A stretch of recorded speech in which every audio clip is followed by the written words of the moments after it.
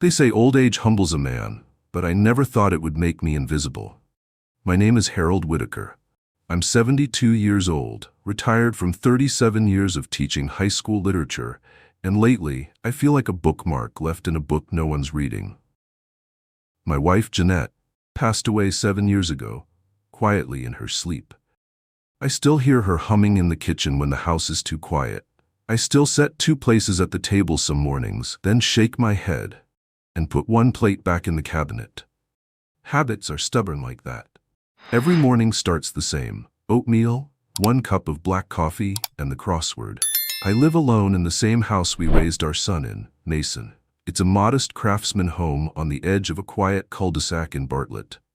The floors still creak in all the familiar places. The rose bushes out front bloom like clockwork every spring, just the way Jeanette trained them to. I've kept everything in place, not just out of nostalgia, but because it still feels like ours, not just mine. Mason doesn't visit much. He's always been ambitious, sharp mind, firm handshake, that kind of boy. He moved out to the city a decade ago, chasing success, and caught it. Good job, good car, and now apparently a good woman. Sierra Vaughn, soon to be Sierra Vaughn Whitaker. I've only met her twice. Once at a rushed dinner during Christmas, and once more during a phone call I wasn't supposed to overhear. That call wasn't warm. It was strategic. She spoke about the Whitaker property like it was a real estate listing, not a home. Still, I held out hope. You have to, when your bones creak louder than your voice and the only photos on your wall are fading faster than your memory. I hoped the wedding would bring us closer. That maybe seeing his father alone at the edge of the dance floor might remind Mason of who held his hand when he was scared of thunder. That maybe he'd pull up a chair next to mine and we'd laugh like we used to, or at the very least, talk like men who remember each other. So when the ivory envelope came in the mail, thick cardstock, gold trim, fancy script, I allowed myself to smile. Mr. Harold Whitaker is cordially invited to the wedding of Mason Alexander Whitaker and Sierra Delaney Vaughn. The envelope still smelled like perfume. I ran my thumb along the seal before I opened it. Inside, a smaller note read, "Formal attire required. No guests. Ceremony begins at 3 sharp." No guests. Like I had anyone left to bring. I tucked the invitation on the mantel beside Jeanette's urn. For a few days, I stared at it like it might change if I just waited long enough. It didn't. It stayed cold and pretty, like a painting in someone else's house. Still, I said yes. I rented a tuxedo for the first time since Jeanette's funeral. It didn't fit quite right, and the shoes pinched, but I smiled in the mirror anyway. I even polished my father's old cufflinks. They were too flashy for a man like me, but something about tradition made them feel right. I wanted to look proud that day. Not for them, for her. Jeanette always said, "Don't dress for the crowd, dress for the memory." The morning of the wedding, I woke up before dawn. I trimmed my beard, I ironed my shirt twice, and then I sat in the living room for 2 hours, just breathing. Listening to the ticking of the wall clock, remembering the day Mason was born. Remembering how his first word wasn't dad or mama, but home. I wish I could have stopped time right there. Still holding on to the quiet hope that this day might stitch something back together. That maybe the past could be mended by showing up, standing tall, and offering nothing more than a father's silent pride. But life doesn't hand out redemptions that easily. And that wedding would change everything. The wedding was held at the Crestmore Estate, one of those high society venues with marble pillars, koi ponds, and staff who look at you like you've already done something wrong. I drove myself, parked where the valet pointed, and stepped out of my old Buick in a tuxedo that hadn't seen daylight since Jeanette's funeral. The collar itched. The cuffs were worn. But it still fit, just barely. I was early, as always. Jeanette used to tease me that I'd show up to my own funeral 30 minutes early just to supervise the flower arrangements. I found a quiet bench near the garden and sat with my hands folded on my cane, letting the quiet hum of the venue wash over me. Ahead of me, rows of white chairs were lined up like soldiers awaiting inspection. A string quartet rehearsed something delicate and dramatic I couldn't name. Off in the distance, I spotted Mason. Tall, handsome, light, his laughter effortless as he spoke to a crowd of groomsmen. He looked happy, radiant, like a man who'd won. He didn't see me, or maybe he did. It was hard to tell these days. Eventually, a young woman in a black blazer approached me, clipboard in hand and earpiece tucked behind one ear. She looked barely 20 and moved like she had 3 weddings to run before sundown. "Mr. Whitaker?" she asked, scanning her schedule. I nodded. "That's me." "There's been a slight change to the seating arrangement. You'll be escorted once the ushers are ready. The couple has requested a bit of privacy before the ceremony." "The couple," I echoed. She smiled, tight and professional, then turned and vanished back into her headset conversation. I sat there, trying not to read too much into it, but I felt the chill settle in my bones. No mention of walking my son down the aisle. No handshake. No family photo, just a bench in the garden and the faint smell of lavender. 20 minutes passed before a man in sunglasses approached. Tall, square-jawed, too much cologne. "You're Harold?" he asked, already halfway through the motion of turning around. "Yes. Come with me." He led me along a side path, past the guests, through an unmarked side door into a private lounge overlooking the reception lawn. The music had started. Guests were being seated. The whole affair was unfolding just beyond the glass wall, but I wasn't part of it. I was watching it happen from the outside. The man turned to me. "Mason asked me to deliver a message." My heart sank before he even opened his mouth. He said, "If you'd like to attend the reception, there's a condition." I didn't move. "A condition?" He nodded. "He wants you to sign over the family house, to him and Sierra, as a wedding gift." I blinked. "That house is my home. Just passing along the message, sir." I stared at the man, but all I could see was Mason's face behind him, laughing outside the glass, surrounded by guests who thought this was the happiest day of his life. And maybe it was. Or him. I turned to the window, watching the moment slip further away. Then I said calmly, "Tell him I said congratulations." "You're leaving?" "I am," I said, but not quietly and not in shame. I walked out without waiting for another word. Past the koi pond. Past the valet, past the Bentleys and Rolls-Royces, and the crowd of smiling people who didn't know a father had just been cut loose from his own bloodline. I drove home with my hands tight on the wheel. I didn't cry. I didn't curse. I didn't even flinch. I just kept hearing his voice in my head. "Sign it over." Like it meant nothing. Like I meant nothing. But what Mason forgot was that I taught him how to think 2 steps ahead. I taught him to strategize, to anticipate. And he'd forgotten that the man who taught him those lessons was still alive and very much capable of playing the long game. He wanted the house? Then he should have thought twice about kicking out the man who built it. Weddings are supposed to be a celebration, a moment where 2 families come together, where old wounds are forgotten and new beginnings are forged. That's what I told myself that morning as I straightened my tie and studied my reflection. I hadn't worn a suit in years, not since Jeanette's funeral. But I thought, for Mason, I'll do it. For my son, I'll show up proud, quiet, and supportive. I may not have agreed with everything leading up to this day, but I was still his father. That had to count for something. The church was decorated beautifully. White roses lined the pews, soft music played overhead, and guests were already settling in when I arrived. A few turned to greet me with polite smiles. Others glanced and then looked away. The way people do when they're not sure if you're part of the story anymore. I took my seat near the back, out of habit more than anything. I didn't want to interfere. I just wanted to witness the moment, to see Mason smile, to maybe catch a glimpse of the boy I once knew beneath the man in the tuxedo. The ceremony began without issue. Sierra walked down the aisle like she owned the world, chin high, eyes locked ahead. She didn't acknowledge me, not even a glance. That was my first sign. The second came after the vows, when the pastor asked for the family to join the couple for a private blessing behind the altar. I stood, assuming I was part of that call. Mason's eyes met mine, briefly, and then shifted to the floor. He didn't say a word. Sierra whispered something in his ear, and he gave a small, apologetic shake of his head.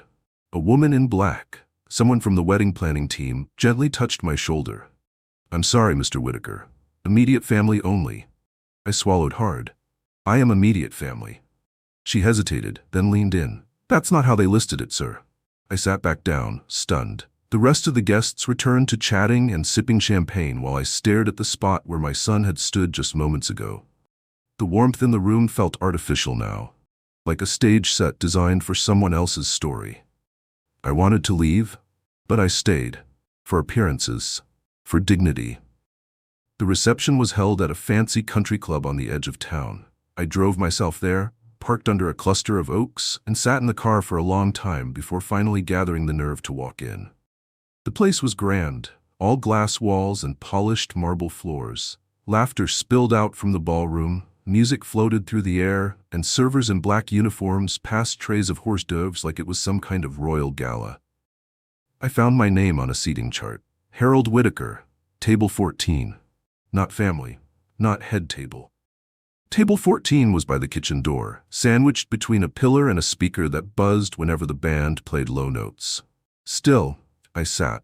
I smiled when people passed. I lifted my glass when toasts were made. I was doing what fathers are supposed to do, support their children, even when it hurts.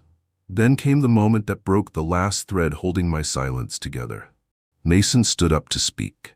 He thanked everyone for coming, thanked Sierra for making his life whole, and then added, "There are some people who couldn't be here today, people who shaped us, who believed in us, who gave us strength, and we carry them with us as we start this new chapter." I waited for my name. For anything. A nod, a sentence, a glance. Then Sierra took the microphone. As we step into this new life, we've decided to also step into a new home, one that reflects our future, not the past. And we're excited to announce that we'll soon be moving into a beautiful property, generously offered to us by a member of our family. Polite claps, curious murmurs. And then Mason looked directly at me and said, "Dad, I know we haven't talked about this in full detail, but thanks again for your support. We'll take good care of it." I froze. Support? Take care of what? Whispers rippled through the room. Guests glanced at me, some clapping, some confused. I stood slowly, unsure if this was a joke, a miscommunication, or some public ploy. I approached the table where Mason and Sierra were seated. "What are you talking about?" I asked, keeping my voice low. Sierra didn't bother to look at me. "You said you were considering signing the deed over, Harold." "I said I would think about it," I replied. "Not at your wedding, not like this." Mason stood, face flushed. "Dad, please don't make a scene." "You made the scene," I said, my voice shaking. "You made it when you decided this was yours before I said it was." Security was called. Mason looked torn, embarrassed, angry, maybe even scared. But Sierra looked triumphant, like this had been the plan all along. I was escorted out of my own son's wedding. No parting hug, no apology, just cold eyes and tight smiles from strangers. Outside, the night air hit me like a slap. I stood under the parking lot lights, staring at my car, wondering how the hell we got here. I had shown up to celebrate, to love, and I was thrown out for not giving up the last thing I had left of my life with Jeanette. As I drove home in silence, the radio off and my thoughts louder than any song, something in me shifted. The grief turned into clarity, the heartbreak into resolve. They wanted to take everything from me without even asking. And now, they'd find out what happens when you underestimate an old man who still remembers how to fight. The drive home was quiet, but not peaceful, just hollow. The kind of silence that hums behind your ribs like an engine winding down. I didn't turn on the radio. I didn't open the window. I didn't even glance at my phone. The wedding had ended hours ago, but its echo was still screaming inside me. I replayed everything. The forced smiles, the cold stares, Mason's vague speech, Sierra's smug announcement, the security guard's firm hand on my shoulder. I didn't belong there. And they made sure I knew it. My hand stayed steady on the wheel, but I could feel something twisting in my chest. Not sadness, not anymore. Something older. Something sharper. It wasn't just that they embarrassed me. It was that they used me. Mason had dangled sentiment like bait, invited me to his wedding, sat me near the kitchen, ignored me during the ceremony, and then tried to publicly strong-arm me into handing over my house.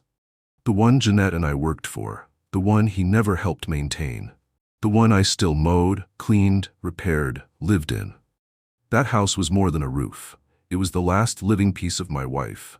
Every squeaky stair, every dented corner, every garden bloom was a memory we'd built together. And he thought I'd just give it away? Because it would look good in a wedding speech? I took the long way home, through the side roads near the lake, past the diner where Jeanette and I used to get coffee on Sunday mornings.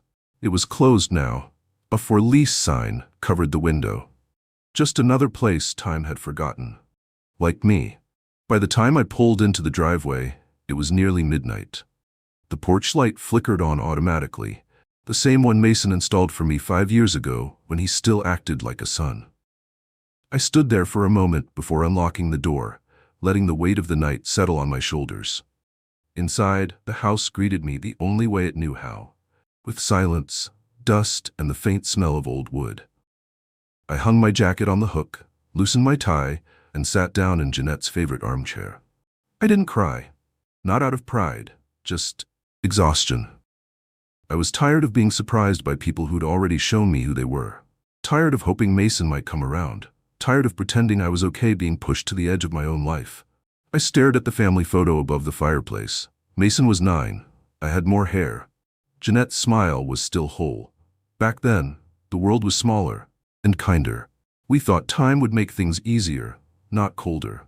I closed my eyes and leaned back, letting the quiet press in like fog. I could hear the echo of the wedding band through the ballroom walls, the clink of champagne glasses, the murmur of strangers talking about my house as if it were some wedding gift to be claimed. But as I sat there, something shifted again. Not just grief, not just betrayal, something more grounded, more deliberate. They wanted the house. Fine, let them want it. But if they were going to come for it, for the last piece of the life I built, they'd have to go through hell to get it. I stood slowly and went to the study. I placed it on the desk and stared at it. They'd have to go through hell to get it. I set my boundaries firmly. Opened the drawer where I kept the house deed. Still there. Unaltered. In my name only. I placed it on the desk and stared at it. Sierra could plan all she wanted. Mason could nod along like a puppet. But this paper, this ink and seal, still belonged to me. I grabbed a notepad and began writing down everything I remembered about the wedding day. Names, conversations, phrasing, even the expressions on their faces. If they thought I was too old to fight back, they'd forgotten where they came from. I built a life with my hands. I buried a wife in my heart. And now I'd protect what little I had left with whatever strength remained. I didn't know exactly how I'd stop them. Not yet. But I knew this. I wouldn't be the one left out in the cold again. Not by a son who only calls when he wants something. Not by a woman who thinks charm is the same thing as love. And certainly not by anyone who thinks an old man can't still draw a line in the sand. As the clock struck 1, I turned off the light and walked to my bedroom. But before I slept, I whispered aloud into the dark. You should have just asked, Mason. You might have been surprised what your father was willing to give before you tried to take it. I didn't expect the letter. It arrived 2 mornings after the wedding, tucked neatly into my mailbox with a gold monogrammed envelope and no return address. I knew Sierra's handwriting instantly, all dramatic loops and aggressive elegance. She used to sign her name like it was a logo, even when she was still dating Mason. I brought the envelope inside, sat down at the kitchen table, and opened it slowly, half expecting glitter to spill out. Instead, it was a typed letter, cold and corporate. No "Dear Harold," no "Hope you're well," just bullet points, like a business proposal disguised as concern. It opened with polite language, in light of recent confusion at the wedding, and quickly shifted into legalese. They wanted to discuss the future of the Whitaker estate.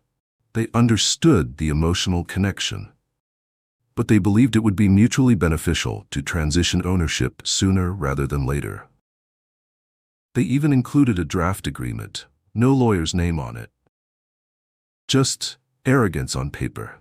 That was the moment it became real. They hadn't just made a spectacle at the wedding. They were planning this, plotting it. And they assumed I'd be so embarrassed or broken that I'd quietly fold, that I'd sign the house over like it was a thank you card for attending their event. I stared at the last sentence. We hope to resolve this amicably and without further disruption. Disruption, that's what they called it. Not betrayal, not humiliation. Just an inconvenience to be swept away. I set the letter down and took a long breath. Then I pulled open the drawer beside me and grabbed the small recorder I used when Jeanette was still around. We'd used it for grocery lists and sweet notes to each other when her memory started slipping. I pressed record. "This is Harold Whitaker," I said, my voice steady but low. As of today, I've received what I can only interpret as an attempt to coerce me out of my home under emotional pressure and in writing. The attached document will be archived, and all further communication must be through legal counsel. This is my property, and I'm not done living in it. It felt ridiculous, talking into a cheap little recorder like I was some noir detective. But I had no one else in the room, and somehow saying it aloud made it more real. It anchored me. I spent the rest of the morning pulling files, the house deed, Jeanette's will, the home insurance paperwork, even the receipts from the last roof repair. If they were going to come for it, I'd be ready. And then, just before noon, the phone rang. "Mornin', Whit," the voice said. Only one man ever called me that. Davy Booker, my old neighbor from 2 houses down. He moved to Arizona 5 years ago, but still called now and then. "Saw something weird yesterday." "Weird how?" I asked. "Sierra was parked out front of your place," he said. "Didn't knock, just sat in her car. Watched the porch for about 15 minutes, then drove off. Made me itch." I thanked him and hung up. My throat tightened. They weren't just thinking about the house, they were circling it, watching, measuring the next move. And maybe they thought I'd be too frail, too forgetful, too slow to stop it. That's when I realized this wasn't about sentiment. This wasn't even about Mason trying to reconnect or Sierra playing happy family. This was a land grab, a cash grab. They wanted to flip the house, sell it for a profit, and maybe even rent it out. I'd overheard Mason once mention passive income during Thanksgiving, while I was carving the turkey and he was scrolling his phone. And now I was the passive obstacle. I spent that evening writing a letter of my own. No yelling, no threats, just truth. I addressed it to both Mason and Sierra, handwrote every line and signed it with the same pen Jeanette had used when we bought the house. I wrote, "You want what I've built, but you don't want the life it came from. You don't want the hours, the grief, the joy, the dust, and the memories. You want square footage, market value, applause, and you think I'm just the doormat to wipe your ambition on. But I'm still standing. I'm not stepping aside. This home has a heartbeat, and it's not done beating, not yet." I folded the letter and placed it on the mantel. I wasn't sure if I'd send it. Maybe it was just for me, but it felt like a line in the sand had been drawn. That night, I slept light, but I slept proud.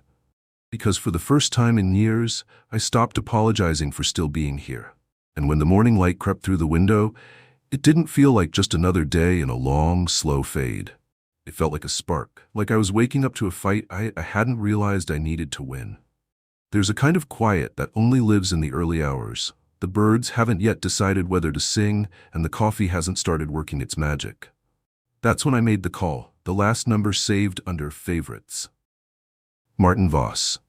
We hadn't spoken in over a year, not since he moved out west after his wife passed. But I knew he'd understand.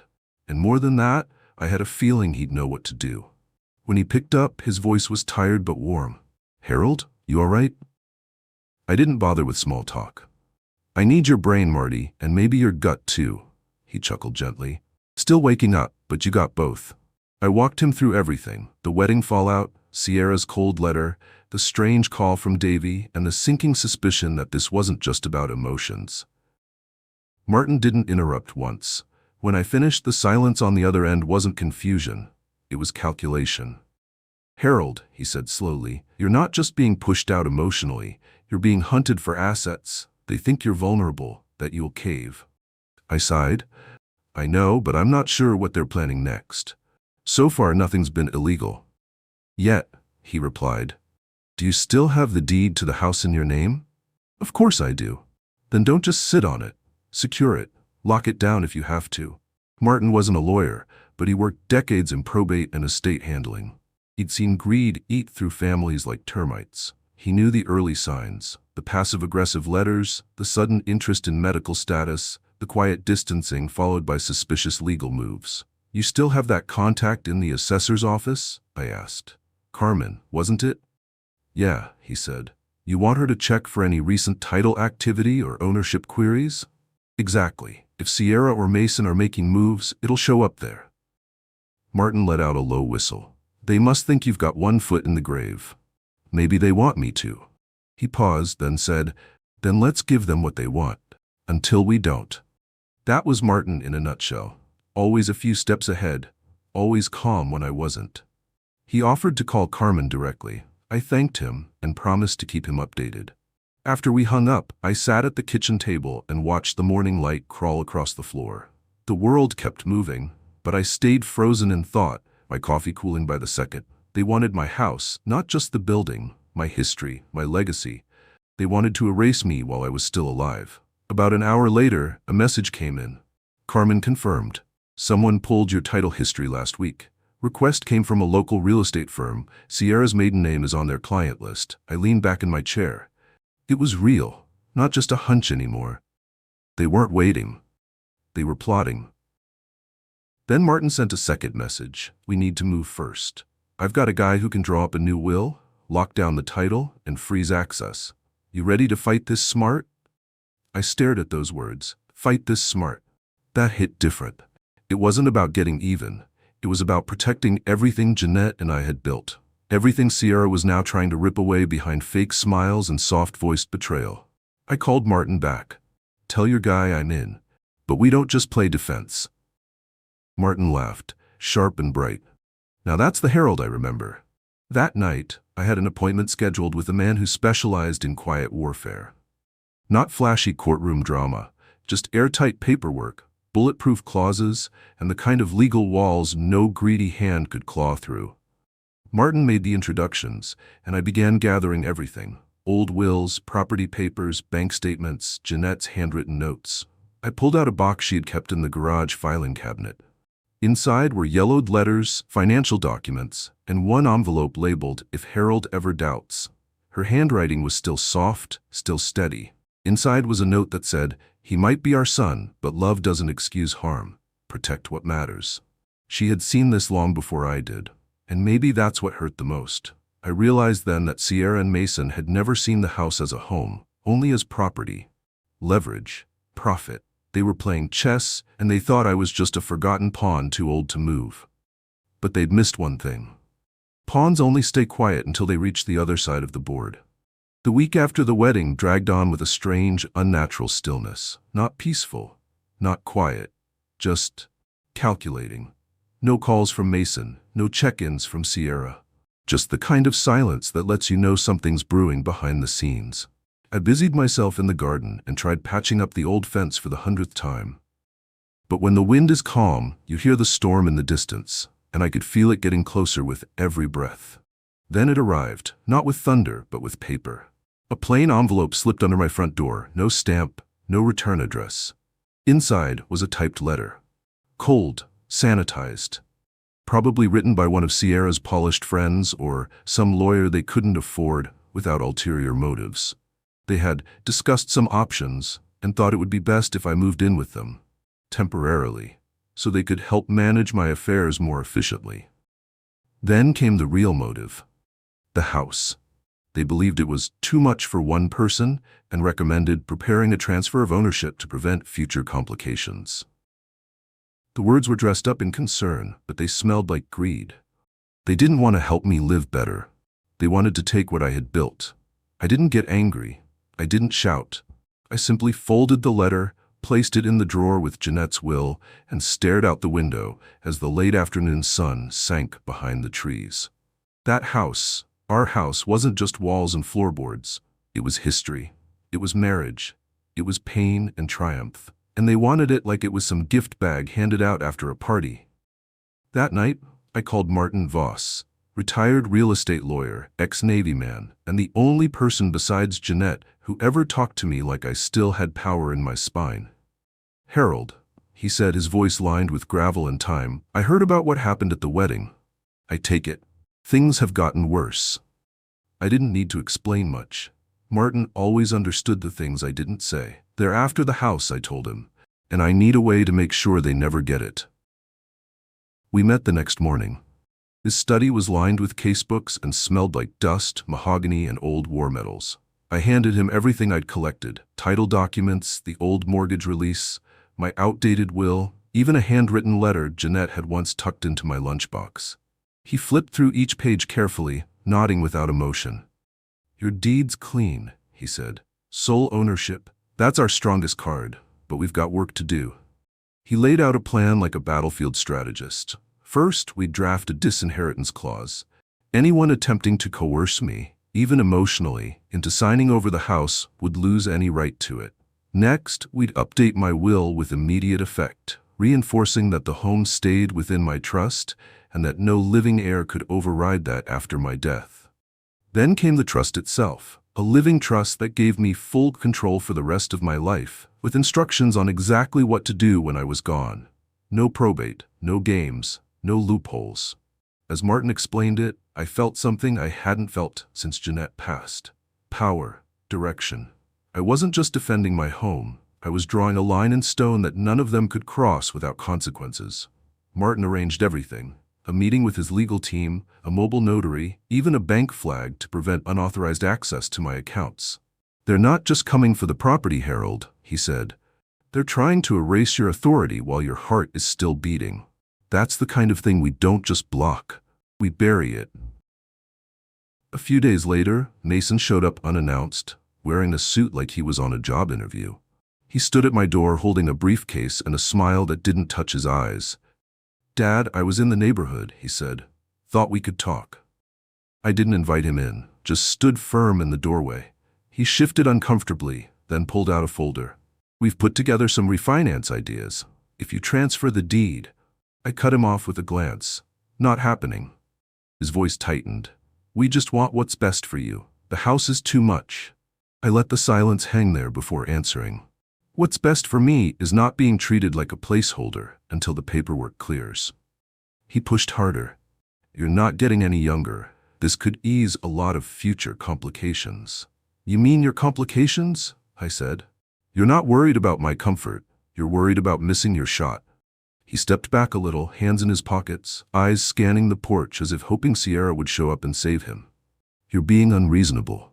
"No," I said, voice steady. "I'm being clear. This house is mine. It stays mine. And if you or your wife push again, you'll find out just how sharp an old man's pen can be." He left after that, slamming the car door like it would intimidate me. It didn't. As I watched him drive away, I didn't feel victory. I felt readiness. This wasn't the end of the fight. It was just the first real move. They thought they could outmaneuver me. They thought I'd fold like an old newspaper. But I've built a lifetime on this land, and I won't lose it to blood that's forgotten how to respect its roots. I've always believed a man's will is more than a legal document. It's his final statement to the world. A letter carved in ink declaring who mattered, what counted, and what stood untouched, even after he's gone. Jeanette and I had written ours together 20 years ago, in a season of trust when we thought love and blood would never fracture. But time has a way of testing your handwriting, and now I knew it was time to rewrite mine, not just with legal clarity, but with fire. The morning after Mason's little driveway ambush, I called Martin Voss and said 3 words, "Let's finish it." He didn't need to ask what I meant. We had already set the bones, the trust, the disinheritance clause, the asset protections, but now it was time to finalize the terms of the will. Not in theory, not someday, now. I met him at his office just after 10. He already had the documents prepared, pristine, and waiting beside 2 pens and a notary seal.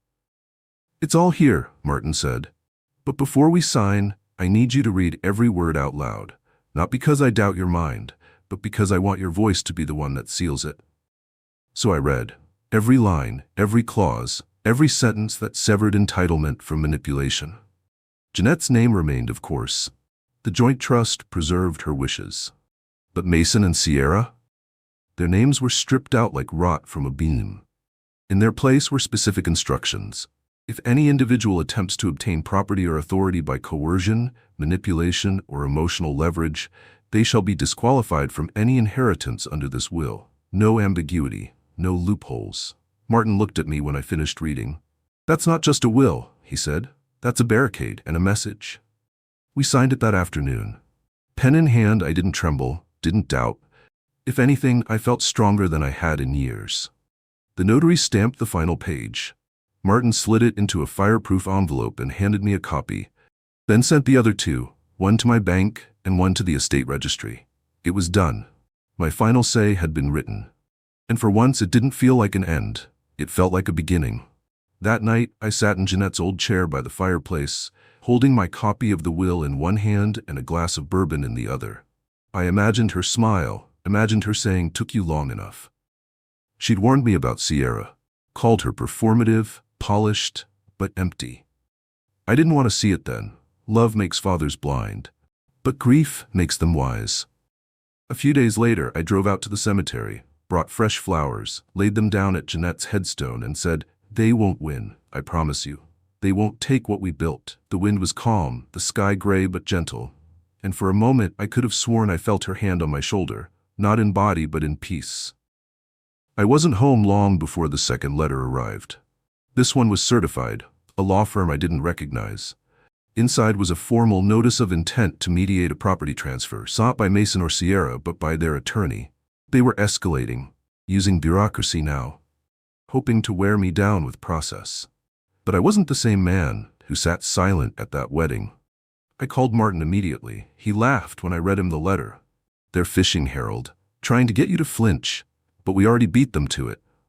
That will? It's bulletproof." Still, I asked him to draft a formal response. Not because I was scared, but because I wanted them to see on paper what they were truly up against. 2 days later, a courier delivered the response to their lawyer's office. The first line was all I needed. "My client rejects the proposal in full and warns that any continued attempts to harass or manipulate him will result in legal action." It was elegant, precise, deadly. Mason didn't call. Sierra didn't text. But I could imagine the conversation, them pacing their kitchen, holding the response, realizing they'd miscalculated. They had expected a frail old man. What they found was a fortress. Weeks passed without a knock on the door. But peace didn't mean stillness. I made quiet changes, updated my emergency contacts, arranged for a home security review, moved some funds into an account with a backup trustee, someone they didn't know existed. Every step was a layer of armor. Every phone call was a nail in the coffin of their ambitions. And then came the voicemail. Mason's voice, flat and rehearsed. "Hey Dad, just wanted to check in. We haven't heard from you in a while. Sierra's been worried. Hope you're doing okay. Let us know if you need anything." It was bait, wrapped in faux concern.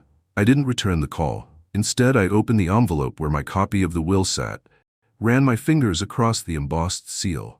I'd set my boundary in steel, and they'd be the ones who'd feel the heat if they crossed it. The house was quieter than usual. Not the peaceful kind of quiet, but the thick, expectant silence that comes before a storm. The kind where even the walls seem to hold their breath. I sat at the kitchen table with a cup of black coffee, hands clasped around the mug, eyes fixed on the front door, like it might grow teeth. Every sound, the hum of the fridge, the creak of a floorboard, felt amplified. The calm wasn't comforting. It was loaded, and I knew it wouldn't last much longer. I'd gone through the checklist 3 times that morning. Security cameras, armed and active. Front and back locks, replaced and reinforced. Emergency folder, labeled and stored where only I and Martin Voss knew. My new phone, an unregistered burner Martin had recommended, sat face down beside the coffee. Everything was in place. Everything was ready. But readiness doesn't quiet the mind. I could still hear Jeanette's voice in my head. "Be ready, but stay soft. Don't let them turn you hard." I didn't know if I was succeeding. Around noon, I stepped outside and took a slow walk around the yard.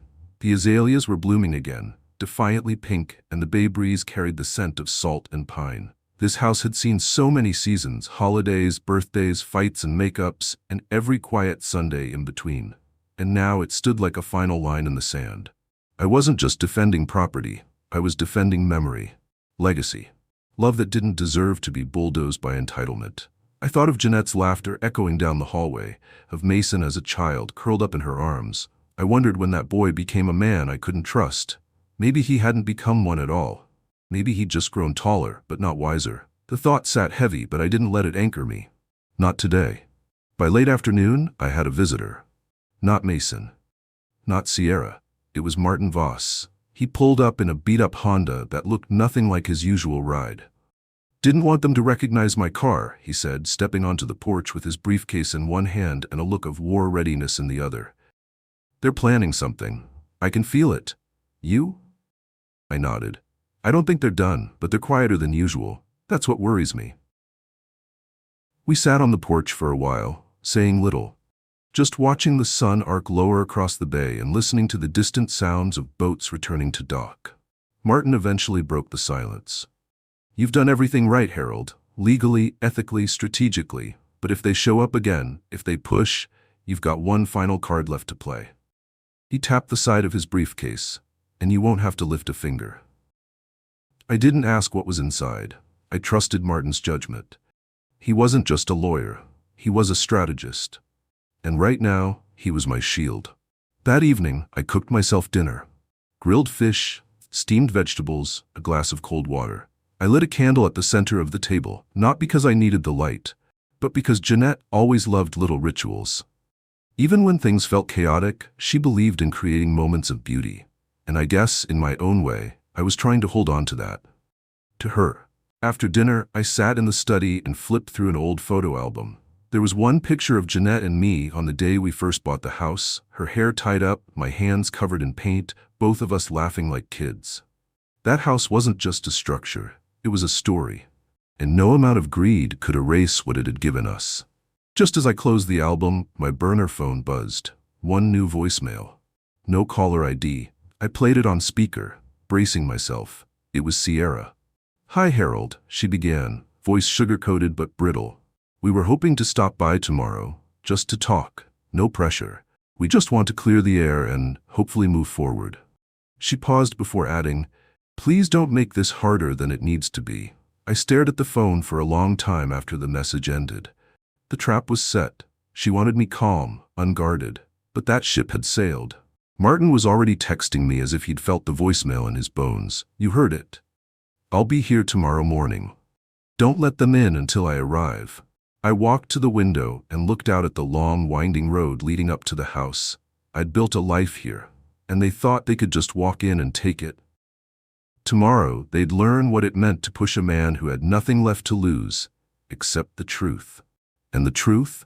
It stood on my side like a soldier at attention, waiting for battle. The morning sun hadn't even stretched across the bay when I heard the sound of tires crunching gravel. I was already dressed, already waiting. A cup of black coffee sat untouched on the counter, while Martin Voss reviewed a folder beside me, calm as ever. "Don't open the door until I say," he reminded. "We let them make the first mistake." I nodded once, firm. No tremble in my hand today. Through the front window I saw the silhouettes. Mason, Sierra, and someone else, probably their attorney. They didn't knock at first, just stood there like they were assessing a battlefield. I wondered if they expected to find an old man fumbling for his slippers. They didn't know I'd already declared war. The knock finally came. Slow, measured, entitled. Martin motioned for me to wait while he opened the door. "Good morning," he said with professional cheer. "State your reason for being here." Their lawyer stepped forward. Clean-cut, young, too confident. "My clients are here to discuss terms of property transition. They have reason to believe Mr. Whitaker is no longer in sound legal standing to manage his estate." Martin raised an eyebrow. "Do you have documentation proving diminished capacity?" The man faltered. We're in the process of obtaining it, but given Mr. Whitaker's age and recent behavior." Martin cut him off. "Let me stop you there. You're standing on private property.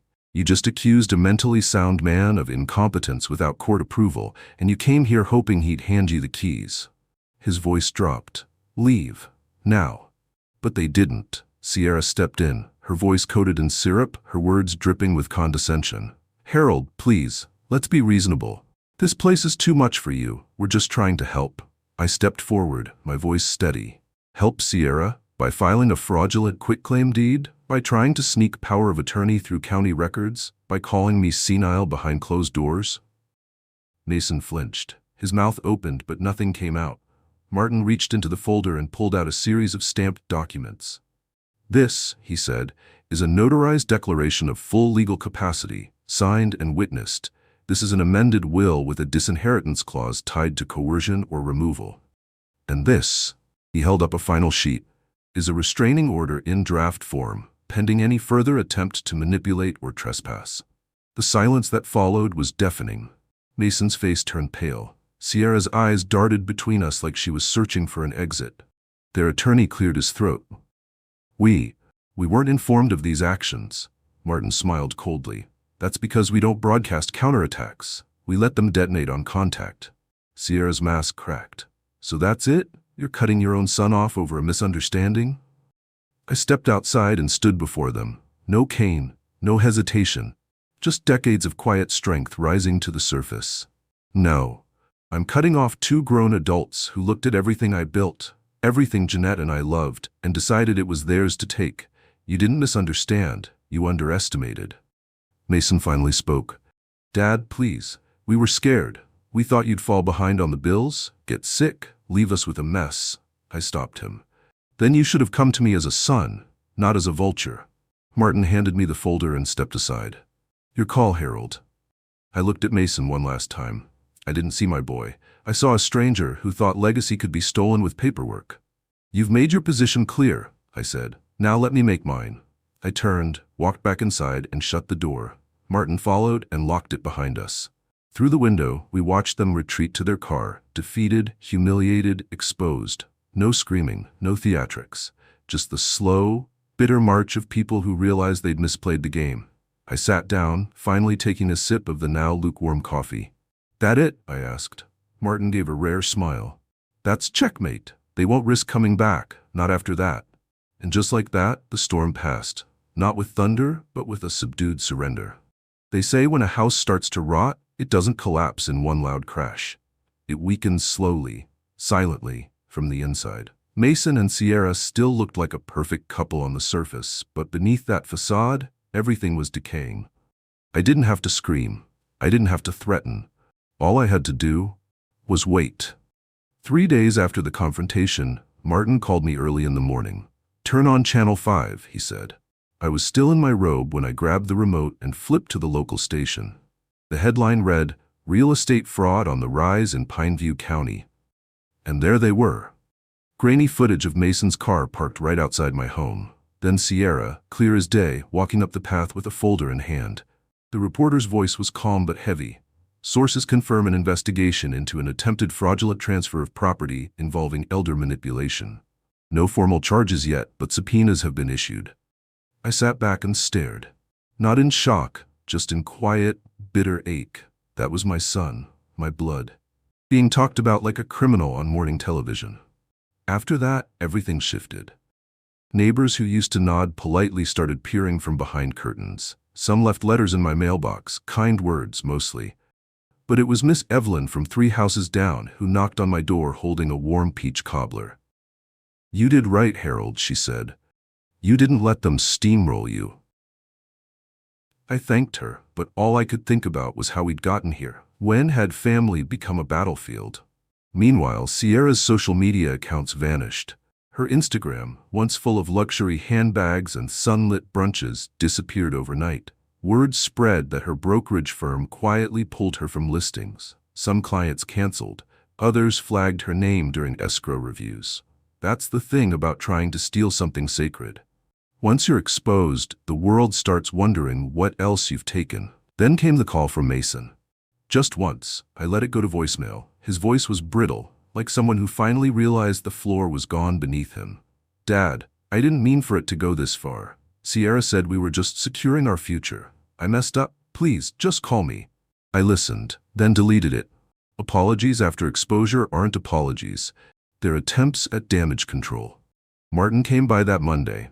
We sat in silence for a while, the breeze carrying the smell of Jeanette's old magnolia tree. Most people don't make it this far, he said. They cave before it gets ugly. I nodded. That's because most people still love the ones who are hurting them. He didn't argue.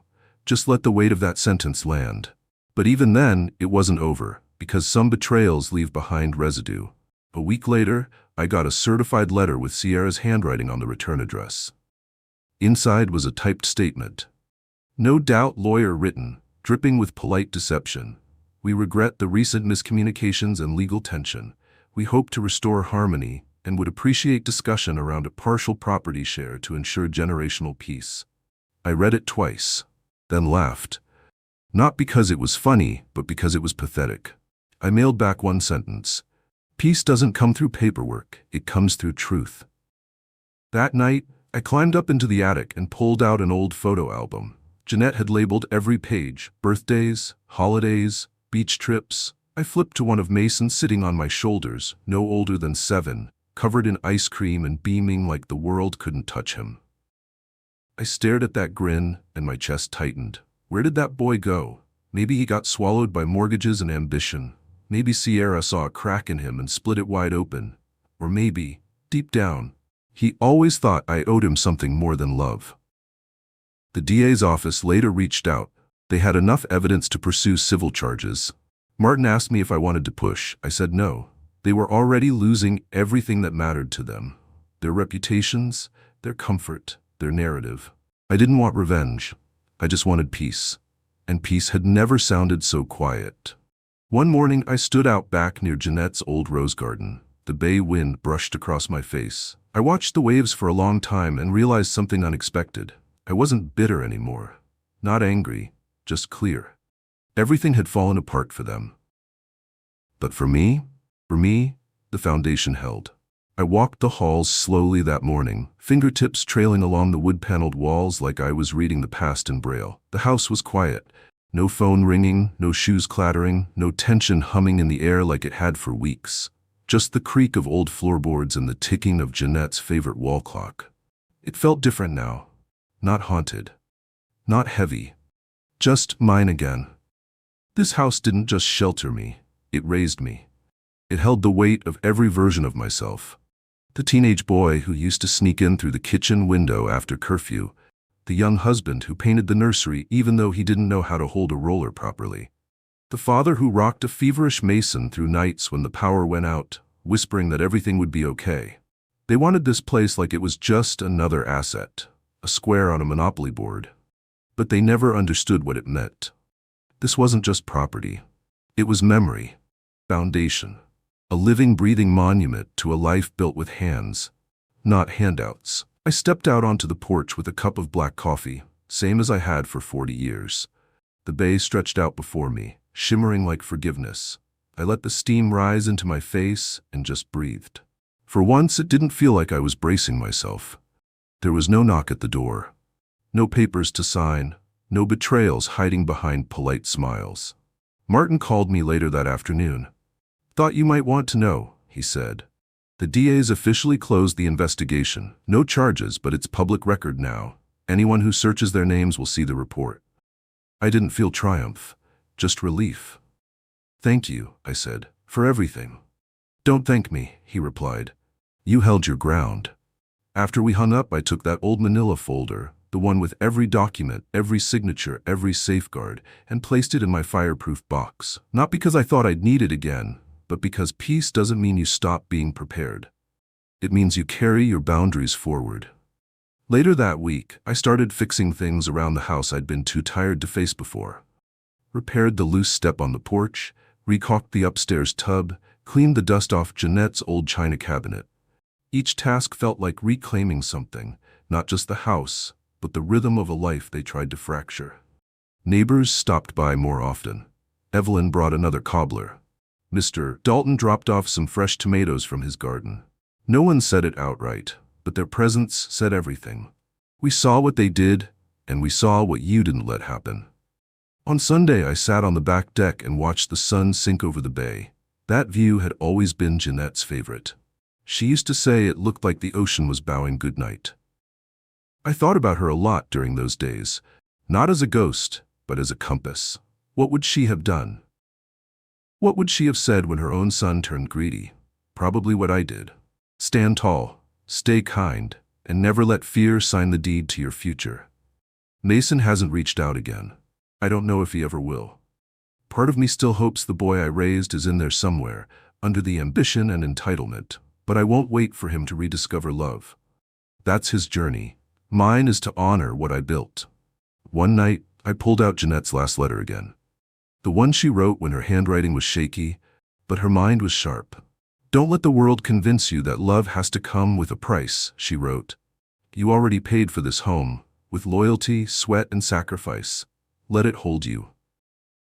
I ran my thumb over those words like they were carved in stone. And then I stood up, walked to the front door, and looked out at the home I nearly lost.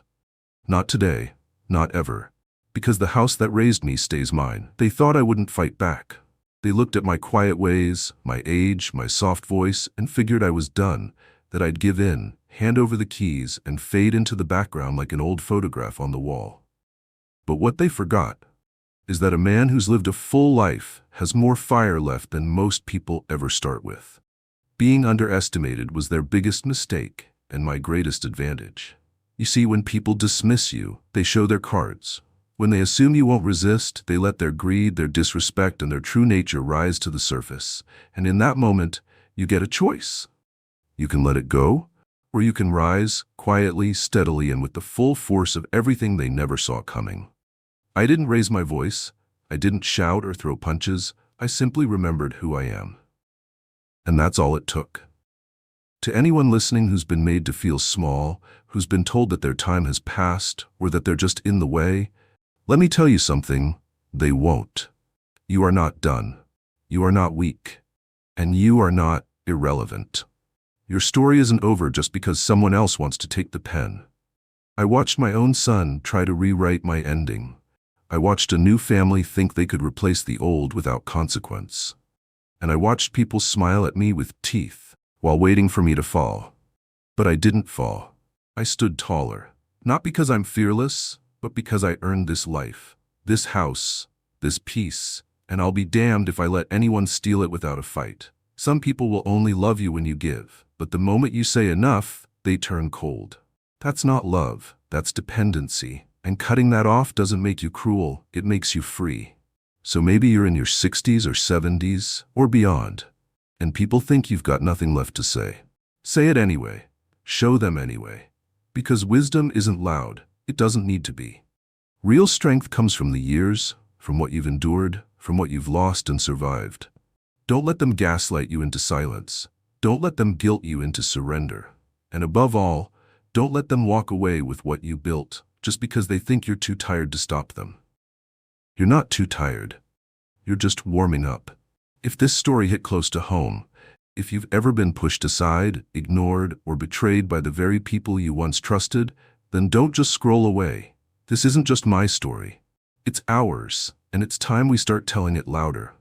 Tap the like button to show the world we're still here.